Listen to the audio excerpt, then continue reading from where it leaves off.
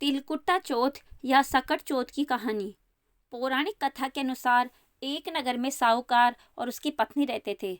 दोनों का धर्म कर्म के काम में मन नहीं लगता था। एक दिन साहूकारनी अपने पड़ोसन के घर गई। पड़ोसन सकट चौथ का व्रत पूजा कर रही थी। पड़ोसन को सकट चौथ की पूजा कर देखते उसने इस व्रत का महत्व पूछा। साहूकारनी को सकट चौथ व्रत या तिलकुट्टा चौथ व्रत की महिमा बताते हुए पड़ोसन बोली कि गणपति जी की कृपा से व्यक्ति को अखंड सौभाग्य, पुत्र, धन धान्य, बुद्धि, सिद्धि सब कुछ प्राप्त होता है। साहूकारनी ने व्रत का लाभ जानकर सकट चौथ व्रत करने का संकल्प लिया। सकट चौथ व्रत से संतान को मिलता है दीर्घायु का वरदान। साहूकारनी ने कहा कि वह माँ बनती है तो सकट चौथ व्रत करेगी और गणेश जी को सवा से तिलकुट्टा चढ़ाएगी। गणेश जी की कृपा से वह गर्भवती हो गई। अब साहूकारनी का लालच और बढ़ गया और उसने कहा कि अगर उसे बेटा हो जाए तो वह 2.5 से तिलकुट्टा करेगी। साहूकारनी को एक सुयोग्य पुत्र की प्राप्ति हो गई। फिर उसकी लालसा और बढ़ गई। अब वह बोली कि अगर उसके बेटे का विवाह हो जाता है तो वह 5.25 से तिलकुट्टा करेगी। गजानन गणपति के वरदान से उस बेटे का विवाह भी हो गया, लेकिन तब भी उसने व्रत नहीं किया। बप्पा की माया से उसकी संतान गायब हो गई। जब साहूकारनी के बेटे का विवाह तय हो गया तो लोभी साहूकारनी को सबक सिखाने के लिए गणपति जी ने अपनी माया से शादी वाले दिन उसके बेटे को गायब कर दूर कहीं जंगल में पहुंचा दिया। माता पिता और सभी वर के गुम हो जाने पर चिंतित होने लगे। विवाह टल गया। एक दिन साहूकारनी की होने वाली बहू सखियों संग जल में दुर्वा लेने गई थी।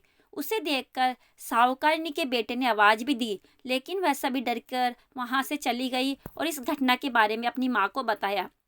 गांव वालों और साहूकारनियों के समधियों ने वहां जाकर देखा तो उनका दामाद घने जंगल में एक पेड़ पर बैठा था। उसने अपने सभी को अपनी माँ की गलती बताई और कहा कि माँ ने सकट चौथ व्रत करने का वचन दिया था, लेकिन उसे पूरा नहीं किया, जिसके कारण सकट देव क्रोधित हो उठे। साहूकारनी को जब ये बात पता चली तो उसे अपनी गलती का एहसास हुआ और उसने गणपति जी से क्षमा याचना कर सकट चौथ का व्रत और तिलकुट्टा किया। गणेश जी ने साहूकारनी को माफ़ कर दिया और उसका बेटा भी सही सलामत घर पर आ गया। कहते हैं कि सकट चौथ के व्रत के प्रभाव से संतान पर कभी कोई आँच नहीं आती और बच्चे को लंबी उम्र का वरदान मिलता है। हे चौथ माता, कथा कहने वाले, सुनने वाले और हुकारा भरने वाले सभी पर अपनी कृपा दृष्टि बनाए रखना, उनका सुहाग अमर रखना और उनके संतानों की लंबी उम्र करना। उसके आगे है विनायक जी की कहानी। एक गांव में 2 देवरानी जेठानी थी। जेठानी के बहुत धन था और देवरानी बहुत गरीब थी। देवरानी भगवान गणेश जी की बहुत पूजा करती थी। वह अपनी जेठानी के घर रोज आटा पीसने के लिए जाती थी और जिस कपड़े से आटा छानती थी वो कपड़ा अपने घर लाकर पानी में धो लेती और अपने पति को घोलकर पिला देती। एक दिन जेठानी के बच्चों ने यह देख लिया और अपनी माँ से बोले कि माँ, चाची तो अपने घर से आटे का कपड़ा ले जाकर चाचा जी को घोलकर पिला देती है। अगले दिन जेठानी ने देवरानी को कहा कि जब घर से जाओ तो आटा छानने का कपड़ा यहीं रख कर जाया करो। देवरानी ने वैसा ही किया। जब वह घर गई तो उसका पति बोला, मुझे चूर्ण घोलकर पिला दो। देवरानी बोली कि जेठानी ने आटा छानने वाला कपड़ा वहीं रख लिया है, इसलिए मेरे पास आपको खिलाने के लिए कुछ भी नहीं है। उस दिन उसके पति ने भूख से व्याकुल होकर उसको लकड़ी से खूब मारा। भाग्यवश उस दिन उसका सकट चौथ का व्रत था। श्री गणेश जी का स्मरण करती हुई वह भूखी ही सो गई। तभी थोड़ी देर बाद गणेश जी ने आकर कहा कि आज तो सकट चौथ व्रत है और तू भूखी क्यों सो रही है। तब देवरानी ने सारा वृतांत कह सुनाया। फिर भगवान बोले कि आज मैंने तिल चौथ के कारण चूरमा व तिलकुट्टा बहुत ज़्यादा खाया है, इसलिए मेरा निमटने का मन है, तो कहाँ जाऊँ। वह बोली, महाराज बहुत जगह पड़ी है, जहाँ चाहो जहाँ वहाँ चले जाओ। गणेश जी ने सारा घर भर दिया। निमटने से आकर बोले, पहुँचूँ कहाँ। वह बोली, मेरा ललाट पड़ा है, पहुँच लो। गणेश जी पहुँच कर चले गए। थोड़ी देर बाद उठकर देखा तो सारा घर हीरे मोती से जगमगा रहा था। सारा सिर भी सोने की आभा से चमक रहा था। धन को बटोरने में देर हो गई, इसलिए जेठानी के यहाँ काम के लिए नहीं जा सकी। जेठानी ने अपने बच्चों को चाची के घर देखने के लिए भेजा कि चाची क्यों नहीं आई है। बच्चों ने आकर अपनी माता से कहा कि माँ, चाची के घर में तो बहुत धन हो गया है। जेठानी भागी भागी अपनी देवरानी के पास आई और पूछा कि तुम्हारे पास इतना धन कैसे हुआ। भोली भाली देवरानी ने सारी घटना सच सच बता दी। इतना सुनकर जेठानी अपने घर आई और अपने पति को बोली कि मुझे लकड़ी से बहुत मारो। दे, देवरानी को देवर ने बहुत मारा, इसलिए उसके बहुत धन हो गया।